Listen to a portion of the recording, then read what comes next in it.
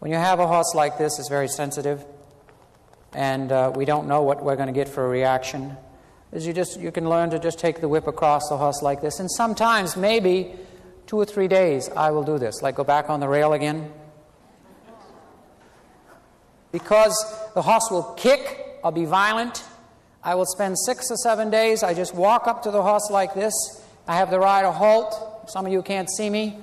I go up, I take the whip, and I lay it across the horse's body, and I give him a piece of sugar, and I say, look, this isn't so bad. At the same time, I give him the sugar. I walk off, and we go off, and we do something again.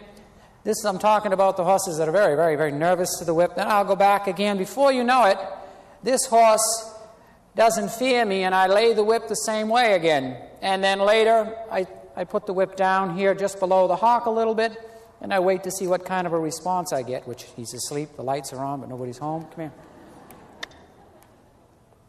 Let's go forward a little bit. You see, what you can tell very in a certain way is that the horse became quite comfortable with Mike on the ground. So he said, oh, I know he's not going to hurt me. And I personally, this is about 2 feet too short and too loose. It's a good way to get kicked, and it has a stinging effect, which is not good. Hi.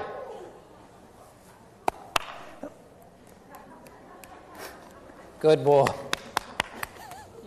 You see, Mike praised the horse. As soon as the horse moved away from the whip, he gave the horse a praise, because that's all you really want. You want him to step away from the whip.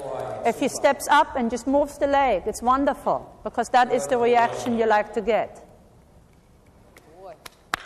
So basically, that's the approach. If you have severe horses that are really claustrophobic, boy, you can't believe it. The slower you go, the faster you get there. I mean, it's really important to go super slow, especially dealing with... What are you doing? Follow me around? Especially if you're dealing... If you have a real talented horse, Graf George, which is very gifted in that, or some of the other horses that are very, very gifted. Goodness. I don't believe staying in training level all of my life is a place to go. I go like I call a demi-piaffe or a demi-passage. It's a small one. Maybe the horse can only handle this in the beginning.